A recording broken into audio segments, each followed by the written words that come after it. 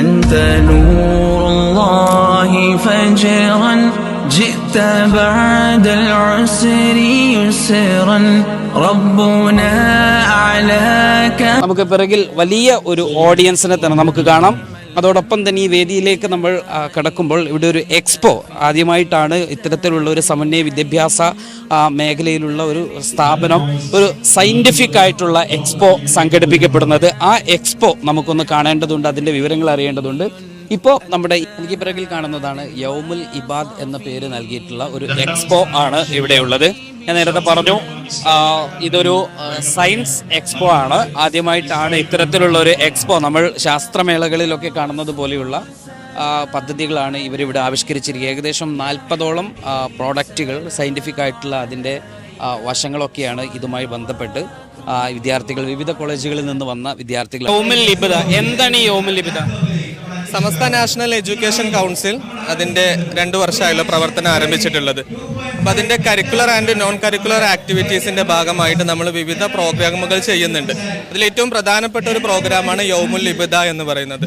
അത് കുട്ടികളുടെ ക്രിയേറ്റിവിറ്റി വർദ്ധിപ്പിക്കുന്നതിന് വേണ്ടിയിട്ട് അവർക്ക് ടെക്നിക്കലായിട്ടും നോൺ ടെക്നിക്കലായിട്ടും അതേപോലെ തന്നെ സ്റ്റിൽ മോഡലുകൾ, വർക്ക് മോഡലുകളൊക്കെ ചെയ്യാൻ പറ്റുന്ന രീതിയിൽ അവർ പുതിയ പ്രൊജക്റ്റുകൾ തയ്യാറാക്കുന്ന രീതിയാണ്. വർഷത്തിൽ ഒന്നാണ് നടക്കുന്നത്. കഴിഞ്ഞ വർഷത്തെ അപേക്ഷിച്ച് ഈ വർഷം നമുക്ക് 162ഓളം എൻട്രികളാണ് ആദ്യഘട്ടത്തിൽ വന്നിട്ടുണ്ടായിരുന്നത്. അതിന് നമ്മൾ ആദ്യ സ്ക്രീനിങ് കഴിഞ്ഞിട്ട് 60 എൻട്രിയാണ് ഇപ്പോൾ നിലവിൽ നമ്മൾ ഈ ഒരു ജഡ്ജിങ്ങിന് വേണ്ടി വെച്ചിട്ടുള്ളത്. അപ്പോൾ ഇതിൽ നമ്മൾ ടെക്നിക്കലായിട്ടുള്ള കുറേ ആപ്പുകൾ വരുന്നുണ്ട്, അതേപോലെ തന്നെ പുതിയ പ്രൊജക്റ്റുകൾ വരുന്നുണ്ട്, ഇന്നോവേഷൻ വരുന്നുണ്ട്, ബ്രോഡ്കാസ്റ്റിംഗ് വരുന്നുണ്ട്, അതേപോലെ തന്നെ പുതിയ ആപ്പുകൾ വരുന്നുണ്ട്, സ്റ്റിൽ മോഡലുകൾ, വർക്കിംഗ് മോഡലുകളുണ്ട്. അപ്പോൾ ഇതിനൊക്കെ കൃത്യമായിട്ട് കുട്ടികൾക്ക് ഈ ആശയങ്ങൾ വളർത്തുന്നതിന് വേണ്ടിയിട്ട് നമ്മളൊരു ജസ്റ്റ് ലൈക്ക് നമ്മളൊരു സ്കൂളിലെ ഒരു സയൻസ് മേളയോട് തുല്യമാകുന്ന രീതിയിൽ നമ്മൾ ചെയ്യുന്ന പ്രൊജക്റ്റാണ് യൗമുൽ ഇബാദ എന്ന് പറയുന്നത്. അപ്പം അതിൻ്റെ ഒരു ഫൈനൽ ജൂറിയാണ് ഇപ്പോൾ ഇവിടെ നടന്നുകൊണ്ടിരിക്കുന്നത്. ഇതൊരു മത്സരം പോലെയാണ്. ഇതൊരു എന്താണ് ആപ്പാണ്. എന്താ അതിപ്പോൾ ഫോണിൽ സ്റ്റോറേജ് കമ്മിയായിരിക്കും. അപ്പോൾ നമുക്ക് ആപ്പും കുറച്ച് നെറ്റ് ഉണ്ടെങ്കിൽ ആ ആപ്പിലൂടെ നമുക്ക് ചെയ്യാം. അത് അപ്പോൾ അതുപോലെ തന്നെ ഇപ്പോൾ കുട്ടികളുടെ കയ്യിൽ കിതാബ് നഷ്ടപ്പെട്ട് ഉസ്താദ്മാരിൽ കിതാബ് ഇല്ലെങ്കിൽ ഇപ്പോൾ ഇതിന് ഡൗൺലോഡ് ചെയ്ത് അത് പ്രിൻ്റ് എടുത്ത് കുട്ടികൾക്ക് കൊടുക്കാം. നിങ്ങൾ സ്വന്തമായിട്ട് ഡെവലപ്പ് ചെയ്താണ്? ആ. ഏത് കോളേജിൽ നിന്നാണ്? ഞങ്ങൾ വാദിയോധ ശരീരത്തിൽ കോളേജ് ഓമശ്ശേരി. ഇതെന്താണ്? ഇത് ഫ്ലഡ് സിഗ്നലാണ്. ഫ്ലഡ് സിഗ്നലാണോ? നമ്മുടെ മഴക്കാലമാണ് ഇപ്പോൾ അല്ലേ? അപ്പോൾ മഴക്കാലത്ത് നിങ്ങളുടെ ഈ ഒരു ഒന്ന് ഇംപ്ലിമെന്റ് ചെയ്താൽ ഒരു കുറേ ആളുകൾക്ക് അത് രക്ഷയുണ്ടാവും അല്ലേ? ഓക്കെ, എങ്ങനെയാണ് ഇത് വർക്ക് ചെയ്യുന്നത്? ഈ പ്രളയം വരുന്ന സമയത്ത് കിണർ, തോട് അങ്ങനത്തെ കാര്യങ്ങളൊക്കെയാണ് വേഗം വെള്ളം പൊന്തുക. ആ വെള്ളം പൊന്തി ഓവർ വെള്ളമായാൽ പുരക്കാർക്ക് സിഗ്നൽ ഇട്ടാനുള്ള ഒരു ഉപകരണവും പിന്നെ അത് എങ്ങനെ എങ്ങനെ ഒന്ന് പറഞ്ഞുതരാമോ? ഒന്ന് എനിക്കൊന്ന് കാണിച്ചു തരാമോ എന്താണ് എങ്ങനെയൊക്കെയാണെന്നുള്ളത്? ഇതിൽ വെള്ളം നിറയുന്ന സമയത്ത് ഇത് തോടാണ് അല്ലെ കുളമാണ്? തോടാണ്. ഓക്കെ. ഇത് വെള്ളം നിറയുന്ന സമയത്ത് ഈ ഒരു ഹൈറ്റിൽ വെള്ളം എത്തുമ്പോൾ ഈമ തട്ടുമ്പോൾ അലാറടി സ്വിച്ചിന്റെ പകരം വേറെ ഫോയിൽ ഷീറ്റ് ഉപയോഗിച്ചിട്ട് ബസർ അടിയും. ആ സമയത്ത് രക്ഷപ്പെടാൻ വേണ്ടി തോണി പുറത്തേക്ക് വരും. ഇവിടുന്ന് ഒരു തോണി പുറത്തേക്ക് വരും. അതിൽ രക്ഷപ്പെടുക. അവിടെ ഒരു തോണി പുറത്തേക്ക് വരുന്നുണ്ട് കേട്ടോ. ഇത് ഓട്ടോമാറ്റിക്കലി വെള്ളം നിറഞ്ഞു കഴിഞ്ഞാൽ ഇവിടുന്ന് വരുന്നതാണ്. അത് ഒന്ന് ക്യാമറ ഒന്ന് കാണണേ, ജസ്റ്റ് ഒന്നുകൂടി തോണിയൊന്ന് ഉള്ളിലേക്ക് പോവാം. അപ്പോൾ അത് ഒരു കൗതുകം തന്നെയാണ്. കാരണം ഇപ്പോഴത്തെ ചില വീടുകളിൽ ഈ വെള്ളം കയറുന്ന ചില സ്ഥലങ്ങളിലൊക്കെ ചില തോണികളൊക്കെ ചില സ്ഥലത്തുണ്ട്. ഇപ്പോൾ ഇവിടെ ഇവിടെ ഈ ഓട്ടോമാറ്റിക്കലി വെള്ളം വന്നാൽ ഓട്ടോമാറ്റിക്കലി അത് വർക്ക് ആയിക്കോളും. സ്വിച്ച് ഇടണം. അലാറം അടിച്ചതിന് ശേഷം ഉള്ളിലത്തെ ആൾക്കാർക്ക് സിഗ്നൽ കിട്ടും. ഈ അലാറം നമ്മുടെ വീട്ടുകാർക്ക് കിട്ടും. വെള്ളം എത്തിയിട്ടുണ്ട്, അപ്പം നിങ്ങളുടെ തോണി റെഡിയാക്കി നിർത്തുക. അങ്ങനെയാണെന്നുണ്ടെങ്കിൽ നിങ്ങൾ ബട്ടൺ അമർത്തിയാൽ തോണി പുറത്തേക്ക് വരും. ഇതാണ് അവസ്ഥ. ഓക്കെ. അപ്പൊ ഇതൊരു പുതിയ ഒന്ന് കാണാം ക്യാമറ ഒന്ന് ജസ്റ്റ് ഒന്ന് കാണാം. നമ്മൾ ആ ബട്ടൺ അമർത്താൻ പോവാണ്, തോണി ഇപ്പൊ പുറത്തേക്ക് വരും. ഓക്കെ. ഓക്കെ. അപ്പൊ ഒരു തോണി ഇവിടെ ഒരു കുഞ്ഞു തോണിയുണ്ട്. ഈ തോണി ഇങ്ങനെ പുറത്തേക്ക് വരും. ഇതൊരു പുതിയൊരു ടെക്നോളജിയാണ്. കാരണം വീട്ടിൻ്റെ ഉള്ളിൽ തന്നെ ഇപ്പോൾ ആളുകൾ അല്ലെങ്കിൽ വീടിൻ്റെ പുറത്തൊക്കെ ഈ വെള്ളമുള്ള കാലത്ത് ഇങ്ങനെ സംഘടിപ്പിക്കാറുണ്ട്. ഇതെന്താണ്?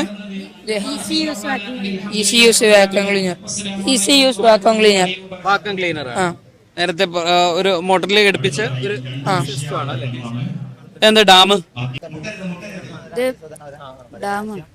ഡാമില് ജലനിരപ്പ് ഉയരുമ്പോ ഷട്ടർ തുറക്കുന്നതിന് മുന്നേ ജനങ്ങൾക്ക് മുന്നറിയിപ്പ് നൽകാൻ വേണ്ടി ഉണ്ടാക്കി. എങ്ങനെയാണ് നിങ്ങളെ വർക്കിംഗ്? എങ്ങനെയാണ് കറണ്ട് പാസ് ചെയ്യുന്ന വസ്തുല്ലേ അത് വെച്ചുണ്ടാക്കിയാണ്. ഇതില് വെള്ളം ഉയരുമ്പോൾ അതും അതിന്റെ കൂടെ ഉയരും. എന്നിട്ട് ഈ 2 വയറുകള് അതിലൂടെ കറണ്ട് പാസ് ചെയ്യും. എന്നിട്ട് ഇവിടെ സിഗ്നൽ കൊടുക്കും.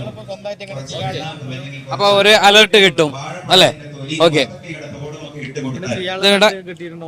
ഇവിടെ ജഡ്ജ്മെന്റ് നടന്നുകൊണ്ടിരിക്കുകയാണ്. നമുക്ക് അതിന്റെ വിശദാംശങ്ങളിലേക്ക് പിന്നെ വരാം. എന്താണ് ഇവിടെ? മിനി ഹജ്ജ്. ഹജ്ജിന്റെ ഇപ്പോ ഹജ്ജിന്റെ ഒരു സമയം അടുത്തുകൊണ്ടിരിക്കുകയാണ്. അപ്പോ ടെന്റ്, മിനി ഉണ്ട്, അറഫയൊക്കെ എല്ലാം സെറ്റ് ചെയ്തിട്ടുണ്ട് അല്ലേ? ഓക്കെ. ഹജ്ജ് ചെയ്തിട്ടുണ്ടോ? ഹജ്ജ് ചെയ്തിട്ടുണ്ടോ? ഹജ്ജ് ചെയ്യാൻ കഴിയട്ടോ കേട്ടോ.